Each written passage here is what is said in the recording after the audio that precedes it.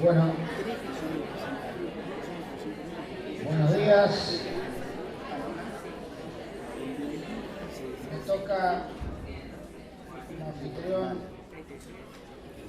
en este caso desde la Defensoría del Pueblo de la provincia de Santa Fe, presentar en este Congreso Latinoamericano de Justicia Restaurativa al doctor Carlos Alfonso Negret Mosquera, abogado reconocido en defensa y promoción de los derechos humanos en América Latina, por supuesto también de reconocimiento internacional. El doctor Carlos Negret Mosquera se desempeñó como subgerente del Instituto Colombiano de la Reforma Agraria. Fue conjuez de la Sala Jurisdiccional Disciplinaria en el Consejo Superior de la Judicatura, cónsul general de Colombia en Chicago, Estados Unidos, y también se desempeñó como asesor de importantes instituciones como el Instituto Colombiano de Bienestar Familiar, el ENVIAS y la Contraloría General de la República.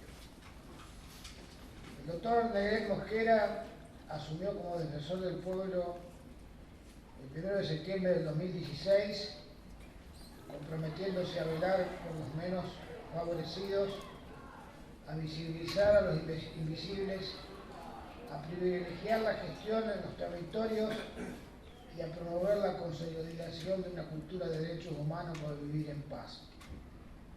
En ese sentido, destacar que en el ejercicio de este cargo ha intervenido activamente en los procesos de pacificación y mediación con la FARC, con el ELN, el Ejército de Liberación Nacional y el Clan del Golfo.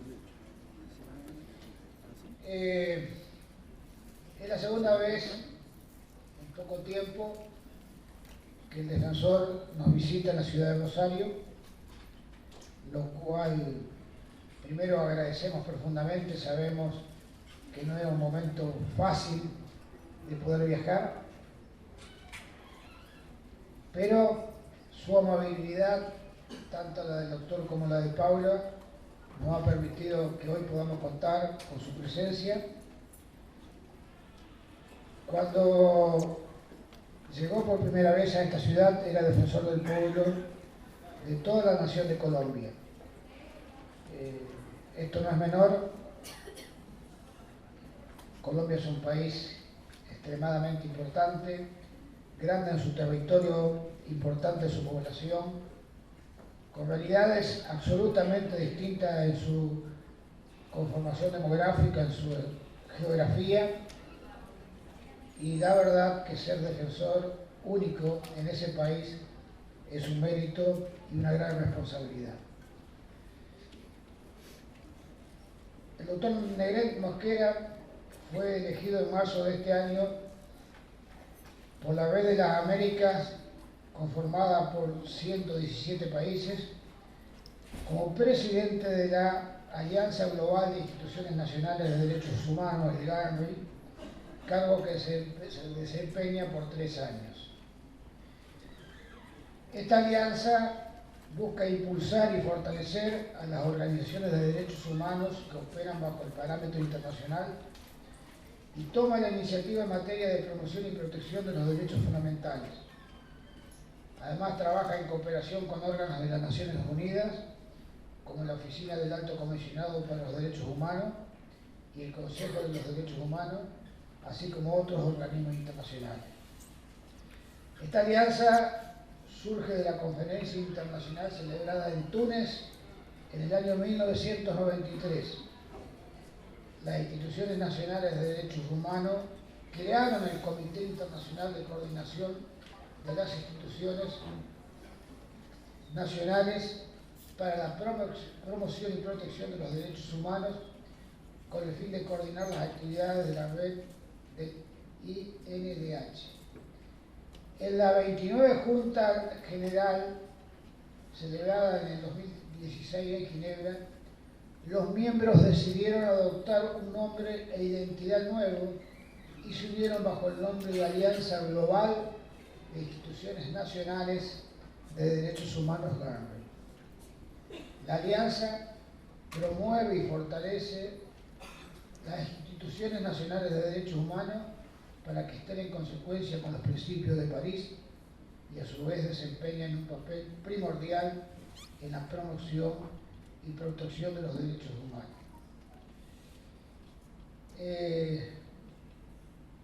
Para nosotros, evidentemente, es un prestigio que en esta jornada sobre justicia restaurativa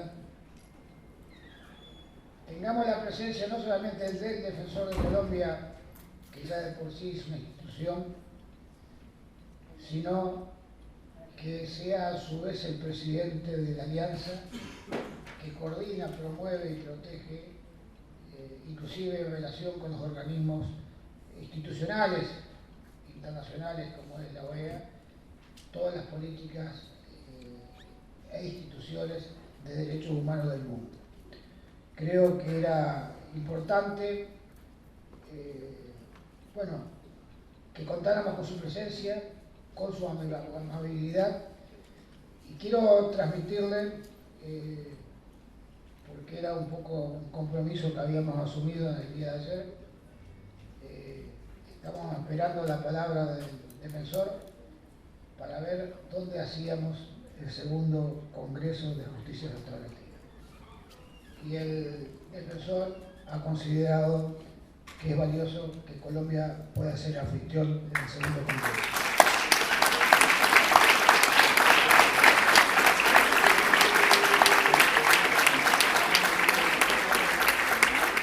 Así que, Carlos, muchas gracias. Gracias por su presencia y, por supuesto, lo dejamos las palabras de este calificado auditorio. Muchas gracias. Ahora hacemos una trivia a ver si es en Cali, Medellín, Bogotá o Cartagena. A mí me gusta mucho el clima frío porque siempre hay que andar con estas corbatas y estos vestidos en estos eventos, pero qué bueno que hayan pensado en Colombia. Y Raúl, muchas gracias por invitarme nuevamente a su casa. Un saludo muy especial a la universidad que nos recibe, la Universidad Nacional del Rosario, a la Facultad de Derecho, a mis colegas de la Asociación de Defensores del Pueblo de la República de Argentina, a la Defensoría General de Lomas de Zamora, a los colegas de la Universidad de Sonora de México, a todos los servidores de la Defensoría de aquí de la zona.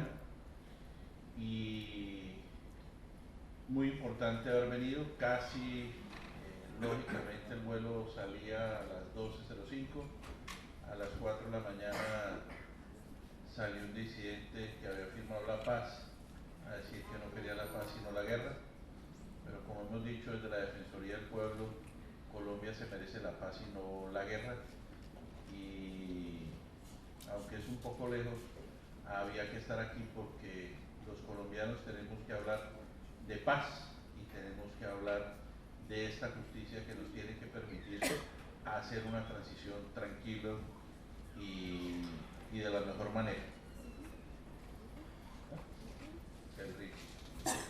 Voy a presentarles en primera instancia de las palabras que dijo Raúl. Yo termino mi mandato en septiembre del año entrante. Gracias a Dios, desde el 2015 en Colombia no hay reelección, entonces no se puede reelegir ni el defensor, ni el procurador, ni el fiscal, ni el señor presidente de la República, ni los gobernadores, ni los alcaldes. Eso lo que hacemos nosotros es ir donde no va nadie, ir a la selva donde no va nadie, ir a los sitios más remotos donde no hay educación, donde no hay salud, donde no hay vivienda, donde las vías son más progresas. El 50% de Colombia, que es 1.100.000 kilómetros cuadrados, no hay autopistas. Lo que hay es ríos, y los ríos son las autopistas de los campesinos, de los indígenas y de los desvalidos. Y una de las labores más importantes de nosotros es ir como van los campesinos y los indígenas a su casa.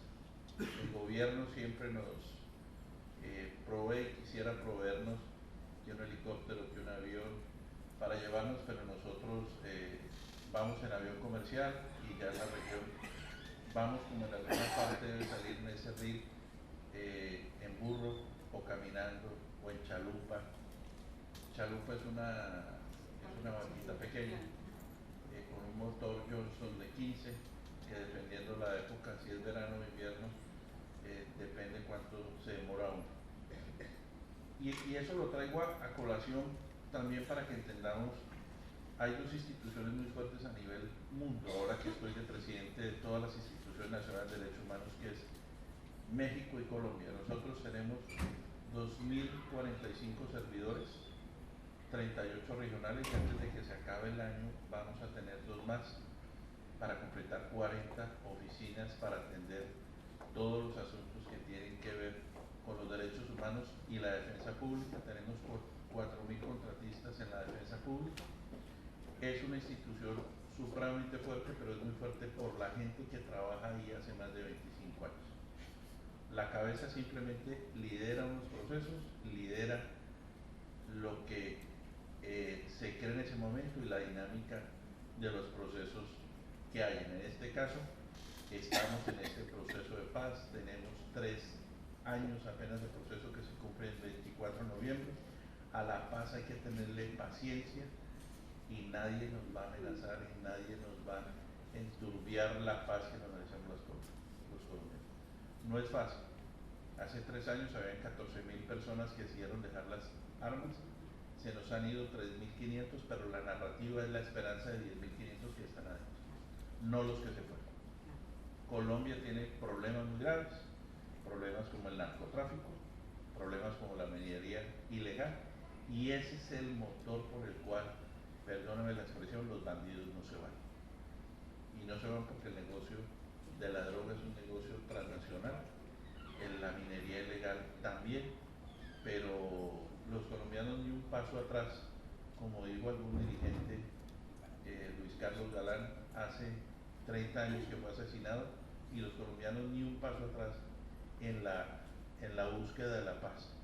Son 15 años el periodo, nos quedan 12, tenemos que trabajar, no le podemos colocar más palos a la rueda, y si en este trabajo debemos caer varios, no vamos a dejar de ir a los campos, el gobierno no va a dejar de trabajar, no nos van a amenazar con unas armas, no nos van a amenazar con armas largas, armas cortas. Ellos ya no tienen los ideales que tenían en los años 60. Ahora es extorsión, secuestro, reclutamiento, abuso de mujeres, el negocio del oro y el negocio de la droga. De modo que con esa pequeña reflexión vamos a esto que es del tema que ustedes sí saben. Vamos a darles una visión de la justicia enmarcada en los derechos humanos. Nosotros, como Colombia, teníamos antecedentes de este proceso inquisitivo, no ha funcionado como hubiéramos querido, por varias razones. Las confusiones que se dan en las funciones investigativas, acusatorias, y en el afán de aplicar esa justicia distributiva, la falta de publicidad en el proceso penal, lo que lleva como consecuencia que todo es escrito y muy poco oral.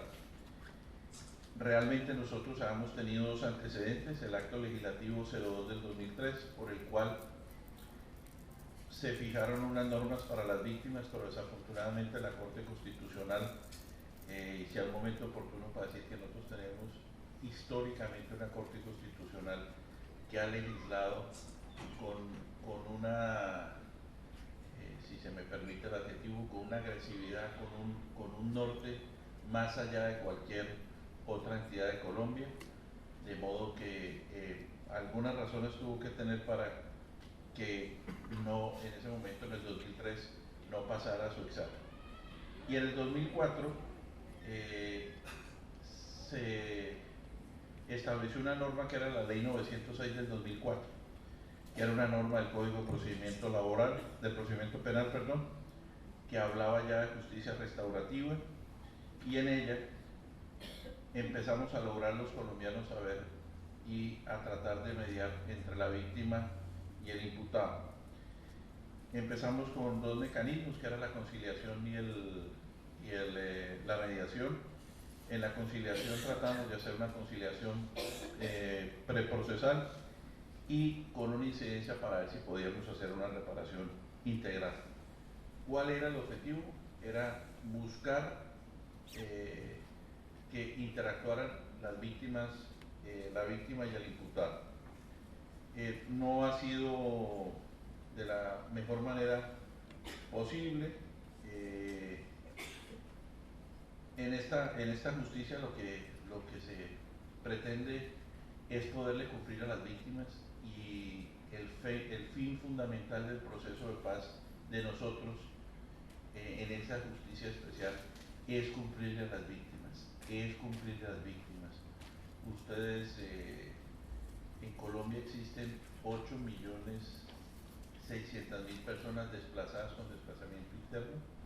La gran mayoría de ellas no es por desaparición forzada, sino que es por razones del conflicto. Pero Buenos Aires creo que tiene 8 millones de personas, y es como si de un día para otro 8 millones de personas desocupan Buenos Aires y se van a otras ciudades. Y es supremamente difícil, pero tenemos los colombianos fuerza, tenemos esperanza, tenemos estructura, tenemos capacidad y tenemos amor, pasión por nuestra patria, de modo que no le tenemos ningún temor a lo que se venga. El acuerdo final, como se los dije, y ahí debe estar en la yo siempre digo Filmina porque soy como de los 60, pero eso lo llaman ahora software, o PowerPoint, esas cosas raras. En Colombia hay un señor que es un humorista que se llama, que me va el nombre también, pero dice que los de los 60 somos los de la guayaba, que es que no sabemos manejar computadores, no sabemos Excel, no sabemos, pero aquí estamos y aquí estamos trabajando, y gracias a Dios hay gente joven como ustedes que nos ayuda.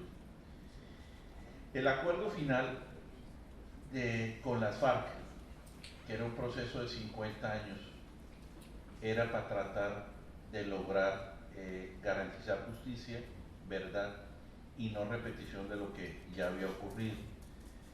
Y resarcir las víctimas es el punto 5 del acuerdo. Resarcir las víctimas está en el centro del acuerdo, dando lugar a la creación del sistema integral de verdad, justicia, reparación y garantías de no repetición. El acuerdo tuvo seis puntos.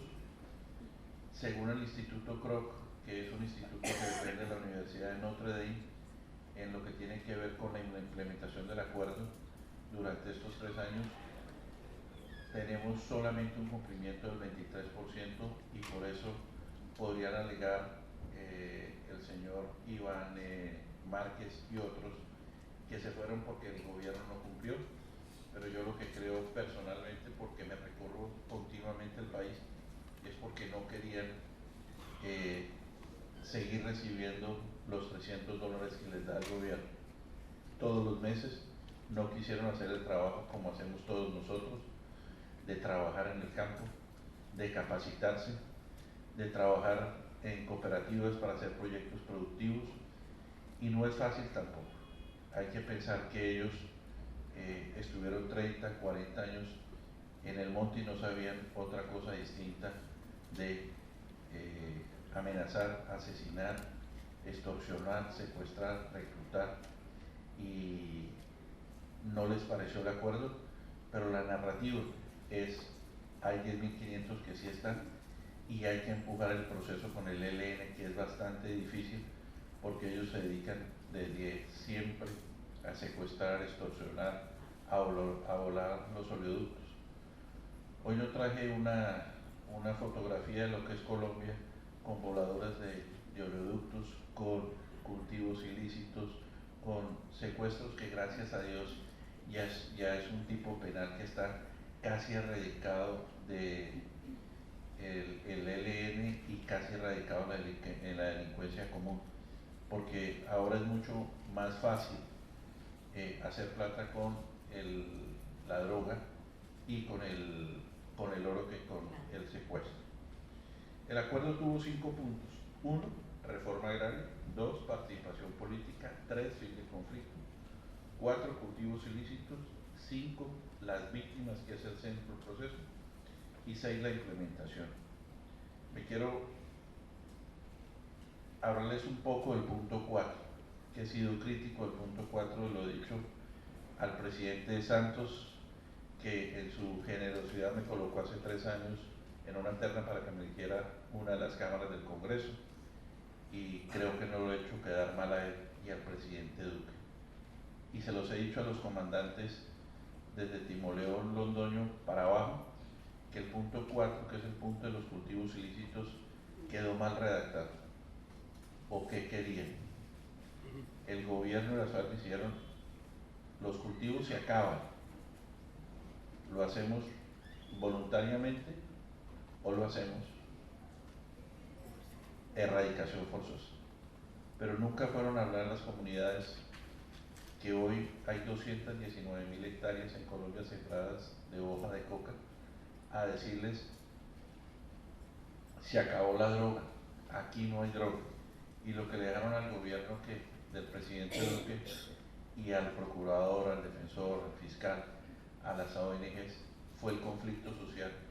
¿Por qué? Porque la gente siembra coca en Colombia porque quiere y no porque la gente siembra coca, perdón, porque le toca y no porque quiere, porque no puede dejar a la gente, a sus hijos, morirse. Entonces se derivó en el acto legislativo número 1 de hace 3 años.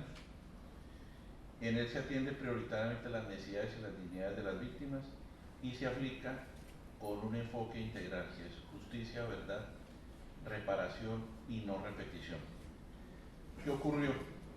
Muchos hablamos con el presidente de la República y le dijimos: presidente, constitucionalmente usted no necesita la obligación de ir a un referéndum, a un plebiscito, a una refrendación popular, pero él nunca de su corazón se imaginó que fuéramos a votar los colombianos en contra de ese proceso de paz. Y ocurrió, la diferencia es mínima, pero se perdió. Se había firmado un acuerdo el 27 de septiembre del 2016 y él decidió colocar al arbitrio de la comunidad. La diferencia, como les digo, fue mínima. La abstención fue, como en todas las elecciones de Colombia, o en la gran mayoría, el 62%. En Colombia podemos votar 35 millones y no es obligatorio votar. Votamos solamente 13 millones. Nunca nos imaginamos que fuéramos a perder. Y el presidente, como todos los presidentes, son tosudos, y él lideró la responsabilidad, pero también la renegociación de lo acordado. No fue fácil el rechazo a las urnas, pero él no tenía sino que hacer nada distinto, sentarse con las personas del no, el presidente Uribe y su grupo. Si mal no recuerdo, de las 100 solicitudes lograron entrar en el nuevo acuerdo 96. Se logró lo que más se pudo. Había cosas que era como cerrar y apagarse, como no le echemos gasolina al carro, sino que pongamos electricidad, y el carro es de gasolina, pues no podía moverse. Se hizo el ministro del Interior en esa época, el doctor Juan Fernando Cristo, y el alto comisionado hicieron todo un trabajo, toda una matriz, y con base en eso volvieron a presentar un nuevo acuerdo que se firmó en el Colón, que es un teatro emblemático nosotros al frente de la Cancillería en el centro de Bogotá, y ese día se volvió a firmar con las FARC-EP, pero teníamos que ir nuevamente al Congreso. En el Congreso de la República se refrendó el día 29 y 30 de noviembre. Por eso les digo, es un hijo casi recién nacido que hay que tenerle paciencia y hay que enseñar. No es fácil, sino, no sé cómo son ustedes los argentinos, y me perdonan, pero los colombianos somos impacientes, no quedamos tranquilos, y lógicamente una guerra como la que tuvimos en Colombia deja muchas heridas, y nosotros desafortunadamente, y no me quiero meter en algo de ustedes, yo veo que en Argentina sí pudieron hacer el camino hacia una nueva Argentina, en dejar atrás muchas cosas sin olvidar, haciendo todo lo que debe hacerse, pero los argentinos hicieron el camino. Eso se lleva al Congreso de la República. El Congreso de Colombia, hasta hace 3 años teníamos 166 parlamentarios en la Cámara de Representantes y en el Senado 102. A raíz del proceso de paz, hoy hay 5 senadores de las FARC y 5 representantes de las FARC. Sacaran o no sacaran los votos, y esta refrendación del Congreso de la República, esta aprobación del Congreso, votaron 70 senadores y 130 representantes, una mayoría, y hoy, como les digo, gracias al acuerdo de paz, las FARC se presentó como un nuevo partido, cometió el horror histórico, parece que no tenía un asesor político, le colocó el mismo nombre de su militancia guerrillera, y eso le ha generado muchos problemas. No lograron los votos que querían, pero sacaron o no sacaron los votos, el acuerdo era que ellos iban a estar en el Congreso de la República. Entonces hoy tenemos 5 senadores y 5 representantes. Ahora, en lo que tiene que ver con la justicia, se crearon 3 mecanismos: la JEP, la Comisión de la Verdad, la Comisión de la Verdad y la Unidad de Búsqueda de Personas Dadas por Desaparecidas. Todos, vuelvo y les repito, estos 3 ejes jurídicos que se crearon es única y exclusivamente para resarcir a las víctimas del conflicto armado en Colombia. Si nosotros no logramos cumplir eso, no vamos a poder tener paz en Colombia. Entonces, la primera es la Justicia Especial de Paz, la famosa JEP, la Comisión para el Esclarecimiento de la Verdad, la Convivencia y No Repetición, pero más conocida como la Comisión de la Verdad, la Unidad de Búsqueda, pero el nombre es mucho más largo, Unidad de Búsqueda de Personas Dadas por Desaparecidas. Una se creó en el Ley 1957 del 19, la otra Decreto Ley 588 del 17 y 589 del 17. Como ustedes saben, hubo mucha controversia en lo que tiene que ver con la creación de la JEP, a raíz de que se perdió el referéndum, pero lo más importante de la JEP es que JEP no quiere decir impunidad, y hay que decirlo aquí en una facultad de Derecho, aquí en Argentina, donde hay tantos y tan famosos escuelas de Derecho. La JEP no es impunidad. El que entra a la JEP paga, el que entra a la JEP cumple, el que entra a la JEP repara y dice la verdad, y si no dice la verdad, no repara, tendrá los mecanismos para no tener una justicia transicional, sino que tendrá que la justicia como si estuviera en la justicia ordinaria. Entonces hay una secretaría ejecutiva, un tribunal de paz, las gentes entran a la JEP diciendo la verdad o no diciendo la verdad. No me quiero extender mayor en este asunto.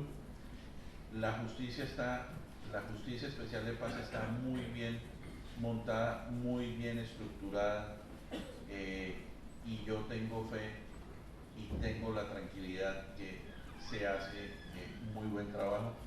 Tenemos magistrados de las más altas calidades y eso nos va a permitir que el que entra al proceso con la justicia especial de paz diciendo la verdad tendrá sus garantías como el que no. Entonces hay sala de indultos, sala de reconocimiento de la verdad, sala de definición de imputaciones, y el que no pues tendrá su castigo. ¿De qué debe hacer la justicia especial de paz? Se han en un reconocimiento de 32.200 víctimas. Ese es el reconocimiento de los hechos victimizantes que tenemos en este momento. Vamos lentos pero seguros, porque apenas llevamos 115 víctimas atendidas, participación de 115 en 13 audiencias públicas y privadas convocadas por todas las salas de la jurisdicción. Hay 11.661 personas que han suscrito el acta. ¿Qué quiere decir? Queremos estar en la gente, queremos hacer justicia, queremos reparar, queremos no repetir hechos victimizantes. Eso de la siguiente manera: 13.504 actas para total de personas con acta en la JEP, quiere decir que están en proceso en JEP, 11.661. De las FARC son el 83%, de la fuerza pública el 16%, de agentes del Estado diferentes de la fuerza pública el 0.3%, y como consecuencia de la protesta social el 0.1%. La gran mayoría de las FARC estaban en la guerra, y los otros como consecuencia de todos de los tipos penales y de los procesos estaban en la cárcel. El gobierno del presidente Santos en ese entonces expidió un decreto para facilitar la salida, y muchos de ellos han salido de las cárceles. La otra institución, que es más conocida como la Comisión de la Verdad, tiene un trabajo bien importante, tiene un trabajo territorial. Yo quiero que se imaginen, devolviéndome un poquito atrás, la JEP es una justicia especial con todas las condiciones de la justicia ordinaria, con magistrados que tienen el mismo ingreso mensual que en la justicia ordinaria, de las mismas calidades de la justicia ordinaria. Eso le genera al defensor del pueblo y al ciudadano Carlos Mendez tranquilidad de que debe funcionar. Y cuando no funciona la justicia ordinaria, lo que nos toca a los ciudadanos es tratar de mejorar, hacer las denuncias, pero es importante creer en esas instituciones que nos van a permitir llegar a buen puerto, como el que hoy estoy aquí frente al río Paraná, para poder llegar a tener paz en Colombia en algún día. Ahora,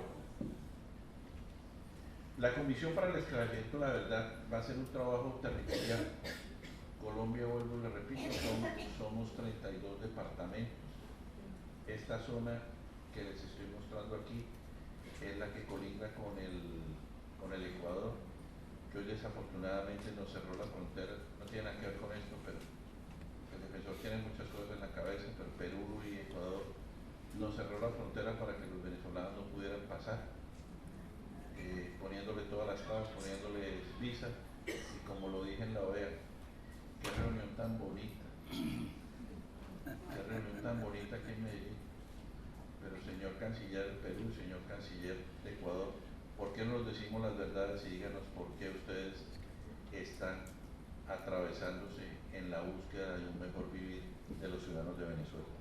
Entonces, esta zona, que es la zona del Pacífico, que colinda por la parte superior con Panamá y la parte inferior con el Ecuador, es simplemente para significar que nosotros, la JEP tiene que hacer, dividió el terreno en 11 regiones, aunque nosotros somos 32 departamentos, la dividió en 11 regiones, una de ellas es esta, estableció 19 casas de la verdad, donde la gente va a ir a conversar, donde vamos a interrelacionar. Tienen que realizar 29 diagnósticos participativos por la verdad, estableciendo 26 rutas territoriales de investigación. Tienen que hacer 60 entrevistas colectivas, recolección de 1.200 testimonios y de 400 personas en el exilio, y una elaboración de la implementación de la ruta. Son 11 comisionados, 259 personas, han logrado hacer convenios con 92 aliados internacionales, tienen 74 proyectos financiados, tienen 51 convenios firmados con varias instituciones. Nosotros aspiramos lograr firmar un convenio, un acuerdo, un memorando de entendimiento con los 3 ejes de la justicia transicional, la JEP, la Comisión de la Verdad, y para poderles dar toda la información que tenemos nosotros en la Defensoría del Pueblo. Esto es un trabajo más o menos como el que hacemos nosotros, que ustedes vieron en el video. El Defensor del Pueblo en estos 3 años ha hecho 39 misiones en regiones apartadas donde no ha ido nadie y no volverá nadie del nivel mío en las condiciones en que vamos como Defensoría. Vuelvo y repito, como va cualquier ciudadano, o sea, no es nada extraño, pero no vamos en helicóptero, no vamos en aviones privados, sino que nos recorremos el país. Y la entidad ha hecho 250 misiones humanitarias en todo el país en este sentido. Cuando digo misiones humanitarias, entre ellas también es ir a recibir 6 secuestrados del ELN en la mitad de la selva del Chocó, que me tuvieron 3 días hasta que el comandante Uriel decidió entregármelo. Pero cuando hablamos de misiones humanitarias es ir a esas regiones, a dormir como duermen ellos, a comer como comen ellos, y viajamos como comen los ciudadanos de esas regiones, a escuchar. Y luego es ir a Bogotá a escribir y a decirle al gobierno colombiano, al del doctor Santos y al del doctor Duque. Al presidente Duque le dije, cuando históricamente era la primera vez que fue un presidente a visitar la Defensoría del Pueblo, fue con 3 ministros antes de posicionarse. Nosotros tenemos un elemento del trabajo nuestro que se llama las alertas tempranas, que es un mecanismo de advertencia a los gobiernos de que va a ocurrir algo. El trabajo que hace el defensor no le gusta ni al gobierno que se va ni al que viene. Y el trabajo del defensor del pueblo aquí y en cualquier parte no le gusta ni al gobierno que viene ni al que llegue. Pero esa es la labor de nosotros, porque nosotros tenemos algo que se llama la magistratura moral. El defensor del pueblo en Colombia no manda a la cárcel porque no soy fiscal, no disciplino porque no soy el procurador, no persigo patrimonialmente a los servidores públicos porque no soy el fiscal, pero cuando habla la defensoría, habla desde el corazón, habla desde la pasión y habla desde el trabajo. Nada de lo que decimos en los documentos es mentira, sino que es contrastado con muchas fuentes. La Comisión de la Verdad tiene 11 rutas de reconocimiento. Ahí hay una foto muy bonita porque todos los pobladores de Colombia sufrimos la guerra, y ahí ven una foto muy bonita que es en la macrorregión Amazonía, en Mocoa. Mocoa es la capital de un departamento que se llama Putumayo, que colinda con con Ecuador y con Perú. Se los traigo a colación porque ahí fue donde el gobierno colombiano se pasó y en una operación militar cayó uno de los históricos de las FARC, que era el señor Reyes. Y en estas rutas hay 11 rutas de encuentros de la verdad, por la verdad. Son espacios de reflexión y de reconocimiento de todas las partes, pero para visibilizar violencia en estas zonas. Ahora, ahí traemos una publicidad de cómo lo ha venido haciendo la Comisión de la Verdad, que la verdad es muy importante. Entonces, una ruta de reconocimiento fue por la dignidad de la mujer y por el grupo poblacional LGBTI. Mi cuerpo dice la verdad. Ustedes tienen que escuchar los testimonios de las mujeres diciendo: mi cuerpo fue usado por la guerra, fue un instrumento de guerra. Otra dice: fui violada y despojada de mi dignidad lesbiana. Aquí es de todos los sectores. Mi hija fue violada por un militar estadounidense que vino al Plan Colombia. El gran temor que tienen los campesinos en Colombia cuando llegan, últimamente no han llegado, pero cuando llegan los soldados dejan generalmente a las mujeres embarazadas y se van, y como tienen un carnet como el nuestro, diplomático, se pueden ir del país dejando el problema, y realmente les angustia mucho eso. Fui torturada, violentada sexualmente por agentes del Estado. Vera Grave, el líder del M-19.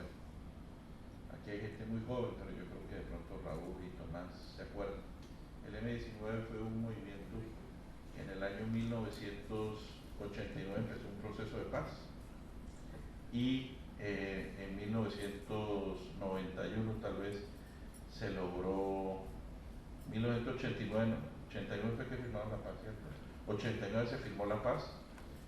Ahí está Antonio Navarro, que ya fue ministro de Salud, alcalde de Nariño, alcalde de Pasto. Está Gustavo Petro, que fue alcalde de Pasto, que quedó segundo en las elecciones. Y Vera Grave, en un acto, era una mujer muy valiente de un colegio privado de Bogotá que se llamaba el Colegio Andino, de padres alemanes. Era la persona que, cuando se tomó el M-19, el Palacio de Justicia de Bogotá, en toda la plaza, ella era la que manejaba la metralleta, la .50. Era una mujer pero muy valiosa, y estaba en el juego de la guerra, y eso hay que entenderlo, ¿no?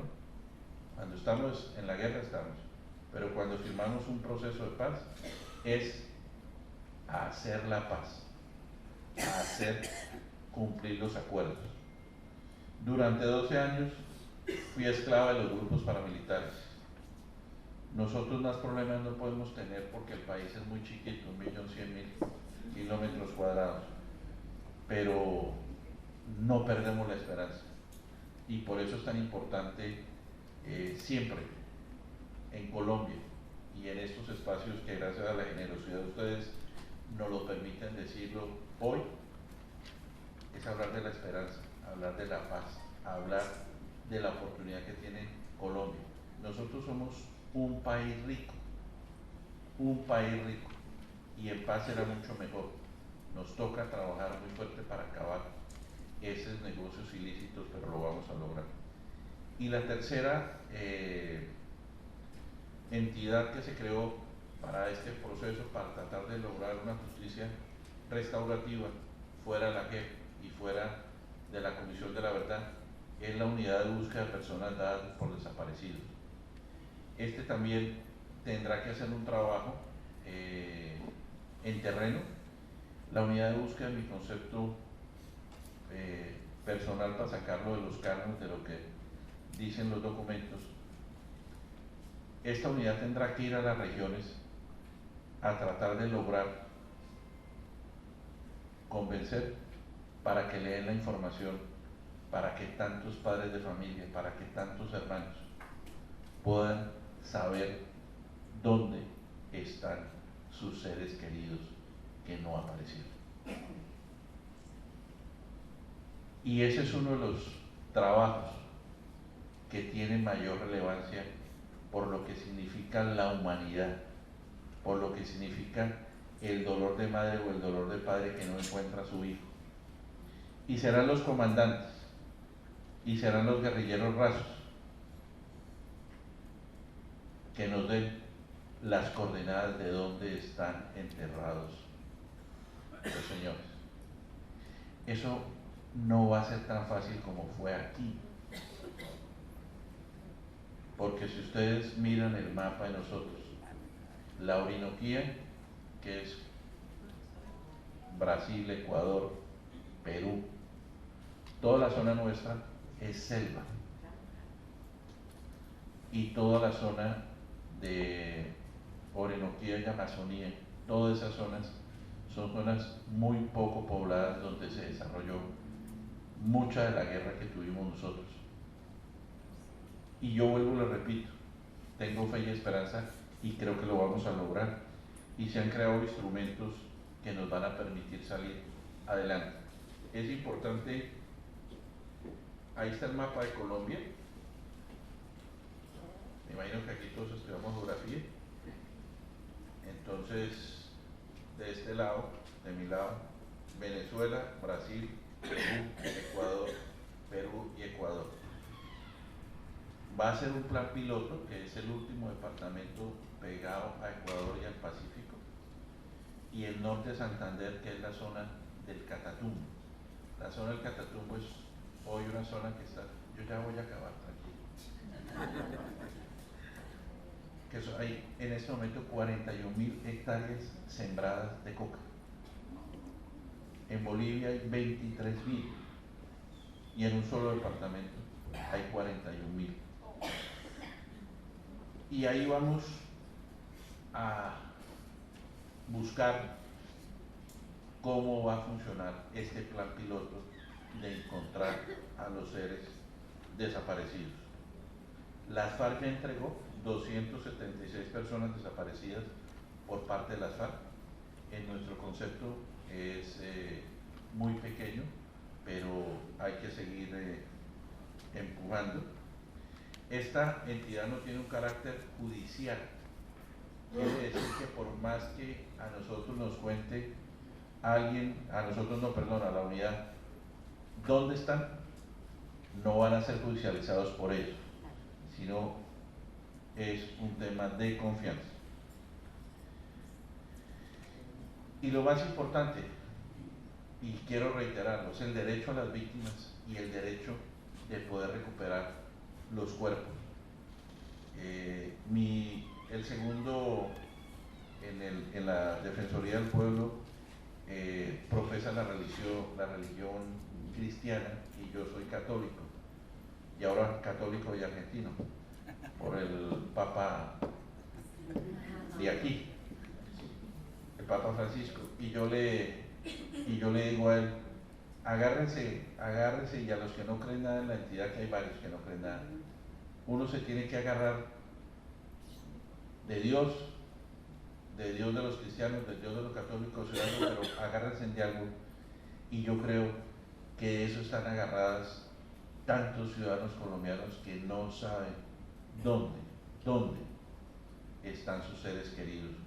Por eso, con muy buen criterio, las FARC y el gobierno crearon esta institucionalidad de la unidad para buscar, yo le estoy cambiando el nombre, pero en mi concepto como defensor, la unidad para buscar los seres queridos que uno no ha podido darle la debida sepultura.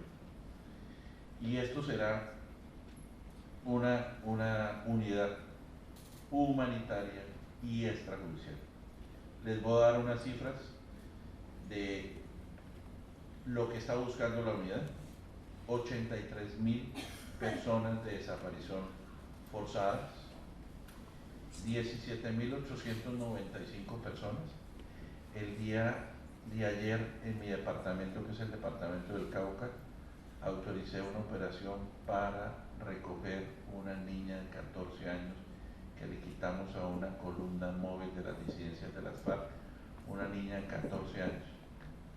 Nosotros la entregamos luego al Instituto Colombiano de Bienestar Familiar para el restablecimiento de los derechos de los niños.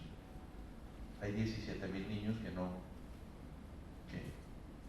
no sabemos qué pasó con ellos. 38.000 secuestrados, 142.000 desaparecidos, 171.000 víctimas. Esto nos da, mal contados, yo no soy muy, ¿cuánto da, doctora Paula? Ven, que nosotros somos abogados. La gran mayoría de nuestras víctimas, de la cifra que les di, 8.600.000, es desplazamiento interno. Estos son las personas que vamos a buscar porque no sabemos dónde están.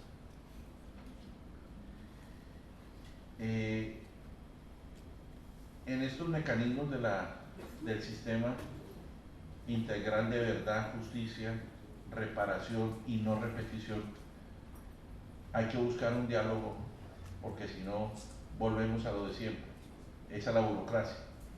Y estos tres se tienen que hablar entre ellos, tienen que hacer pedagogía y participación con las víctimas. Vuelvo, repito, con enfoque territorial, de diferencial y género. ¿Por qué? Porque tenemos víctimas mujeres, víctimas indígenas, víctimas LGBTI. Y segundo, coordinar toda la respuesta institucional. Y una tercera, que tiene que ver con el trabajo que tienen que hacer con el Estado. Entonces, este diálogo interinstitucional nos tiene que permitir entre todos poder lograr una buena pedagogía, una protección y seguridad para los miembros, y la verdad, lo más importante es que nos podamos sentar las víctimas y los victimarios. Ahora, todo no es color de rosas. Los mecanismos del sistema tienen diferentes temporalidades. La unidad tiene 15 años, la justicia especial tiene 20 y la Comisión de la Verdad tiene 3. Aspiremos que en estos 3 años se pueda hacer todo el trabajo territorialmente y podamos ubicar a todas las personas, pero creemos que no. Esto lógicamente es un impedimento en lo que tiene que ver con el trabajo interinstitucional entre todos. Lo que no puede haber un impedimento en lo que tiene que ver con la complementariedad y sistematicidad de los mecanismos. Ahora, esta temporalidad va a agredir a las víctimas, entonces habrá que buscar en el momento oportuno y viendo cómo se van desarrollando los asuntos para ver si los dejamos todos con el mismo tiempo. En el Estado siempre se dice que no hay plata, pero siempre aparece. No es una época fácil para ninguno de nuestros países. El tema económico es fundamental para poder hacer políticas públicas, y esta es una política pública de verdad, justicia, reparación y no repetición, y el cubilete del sombrero tendremos que sacar. También hemos visto con preocupación una reducción en los presupuestos, pero ahí sí quiero hacer la anotación. El Congreso de la República, en el caso nuestro, del gobierno Santos y el gobierno, que nosotros dependemos del presupuesto de la nación, aunque somos autónomos, nunca nos ha faltado un peso. Siempre, desde que yo llevo, nos han aumentado recursos, y es muy importante. Los recursos para este año, para el año 2020, están estimados en 181 millones de dólares. O sea que tenemos la tranquilidad que podemos trabajar, cuidamos los dineros, cuidamos el trabajo de todo el mundo, y vuelvo, digo, es una entidad muy seria. Y aquí ha pasado también de pronto que ellos deben ir al Congreso de la República, deben ir a conversar, deben ir a buscarlos, pero sí nos preocupa que haya un recorte del que está ahí, 20, 40 y 68% en la unidad. Hubo otro problema en lo que tiene que ver con el sistema. Al presidente Duque objetó la ley estatutaria de la jurisdicción especial. Ya había sido aprobada, ya había sido revisada, ya tenía todo la Corte Constitucional y él decidió objetar la ley. Y ahí nos echamos 8 meses de 12 meses. Y el Congreso votó a favor, se la enviaron a la Corte Constitucional, la Corte Constitucional se ratificó y el presidente tuvo que firmar. Ahora, sí tuvimos ese riesgo, tuvimos una mora en que de pronto se excusa el señor Iván Márquez, el señor Jesús Santrich, que se burló de frente con la justicia, pero en este momento no estamos para disputas, sino para reconciliarnos los colombianos, y eso no le salió bien al gobierno objetar 6 artículos de la ley estatutaria. Ahora tenemos preocupaciones porque a partir del 20 de julio las normas en Colombia no son inmodificables. Entonces hay 3 proyectos de ley. Uno, secciones especiales para la fuerza pública, libertad condicional para quienes hayan cometido crímenes, desarrollo de operaciones militares, operativos de policía reglados por el DIH, y el tema de la carga de la prueba en la restitución. Este es un llamado del riesgo que se puede tener para estos 3 instrumentos. Este no es un buen semestre en lo que tiene que ver con el Congreso de la República, porque en octubre tenemos elecciones de gobernadores y alcaldes, diputados y concejales. Les quiero contar que nosotros, gracias a Dios, en un trabajo humanitario logramos aprobar una norma que le va a permitir a los hijos de los ciudadanos venezolanos nacidos en Colombia tener la nacionalidad colombiana. En este momento, por Colombia desde el 2015 han pasado 4,5 millones de ciudadanos venezolanos. Tenemos 1,5 millones de venezolanos, 25,000 niños hasta el mes de mayo, y es una ley que garantiza retroactivamente el 1 de enero del 2015 y 2 años más después de la firma del presidente de la República, que aspiro que sea la segunda semana de septiembre o la tercera semana de septiembre. El Congreso entendió el asunto y fue muy importante, y estamos muy orgullosos de nuestro Congreso. Para terminar, la Defensoría del Pueblo es una INH, una Institución Nacional de Derechos Humanos. En el mundo algunos se llaman procuradores, otros de justicia, otros se llaman procuradores de derechos humanos, pero hacemos lo mismo: defensa, promoción, divulgación de los derechos humanos, observancia del derecho internacional humanitario. Nosotros en la Defensoría del Pueblo tenemos las 2 opciones: derechos humanos y defensa pública.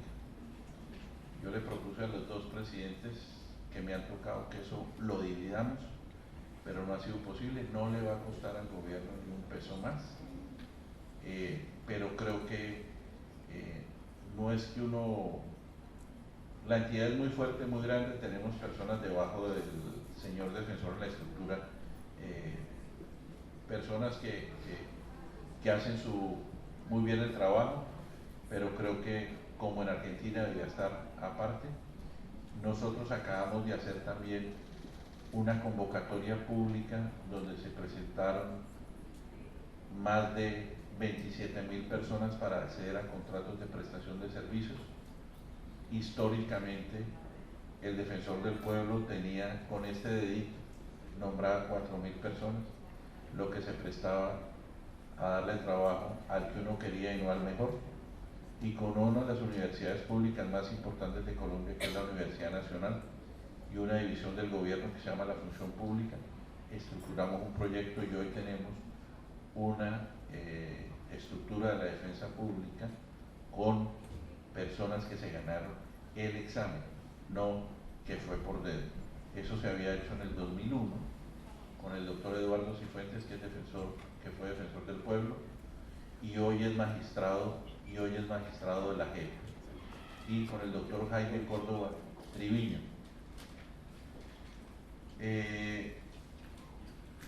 Ahora nosotros estamos, lo que les decía, en un acuerdo mutuo. Yo le preguntaba a la doctora Paula, y hay unas fotos, yo hace rato fui a la JEP, ¿por qué no hemos logrado eso? Pero los abogados de las oficinas jurídicas de las entidades no hemos podido, pero básicamente cuando yo fui a tomarme esta foto con la JEP, que llamé yo, estábamos en uno de esos momentos que todo el mundo estaba contra la JEP y hay que darle respaldo institucional a la Justicia Especial de Paz, a la Comisión de la Verdad, a todas estas, a la unidad de búsqueda. Hay que hacer ese trabajo. De la Defensoría también depende la comisión de búsqueda. La comisión de búsqueda es para todos los demás distintos de los del conflicto. Son muchas las personas que en Colombia no las han podido enterrar en debida forma, con la debida religión, y vuelvo y repito, no religión, pero creo que ese trabajo hay que seguirlo buscando y empujando. Ahí está el padre de Ru, es un cura jesuita de mi facultad. Está la directora, que es la doctora Monzón, la bajita. Está la presidenta de la JEP, que es la mujer más querida y la mujer más odiada del país. Está el defensor, excedido en kilos. Llevo 14 kilos más de los que llegué, que me los tendré que bajar en septiembre del año entrante, que quedo desempleado. Y nosotros también tenemos un sistema nacional para la atención y reparación de víctimas, que esta es la que cuento todo esto porque sin defensoría, sin la unidad de víctimas, sin la justicia especial no funciona. En Colombia están reconocidas 8.600.000 personas como víctimas. Reparar las víctimas nos va a costar, según el informe que le hemos presentado al Congreso de la República, el Contralor, el Fiscal y el Defensor, 115 billones de pesos. 115 billones contra un presupuesto que el año entrante en nuestro país es de 271 billones. El gobierno tiene hasta el 2021 para ampliar la norma, y creo que el anhelo de todos, inclusive el gobierno del presidente Duque, es prorrogar esa norma. Y lo importante del Sistema Nacional para la Atención de las Víctimas son las mesas de participación de las víctimas. Tenemos mesa en 1.109 municipios. Esas, las víctimas se reúnen, eligen sus directivas, esas mismas mesas de participación eligen a la mesa departamental, y todos ellos eligen una mesa nacional de víctimas que interlocutan con todos los actores del gobierno, y ahora con mayor razón interlocutan con el sistema integral de justicia, verdad, justicia, verdad y no repetición, reparación y no repetición. Y tenemos toda la estructura administrativa, judicial, para lograr que los colombianos creamos en la paz. Y vuelvo y le reitero, lo más importante de toda esta justicia es las víctimas. Si nosotros no logramos impactar las víctimas, técnicamente vamos a generar un ruido, un gasto innecesario, pero además una desilusión de la comunidad. Por esa razón no voy yo como ciudadano, que es más importante que ser defensor, en desfallecer en hacer respetar el derecho de las víctimas. Aspiro no haberlos aburrido, me encanta volver a estar aquí en Rosario, así sean las carreras, pero que mi Dios los cuide y la Virgen los proteja. Muchas gracias.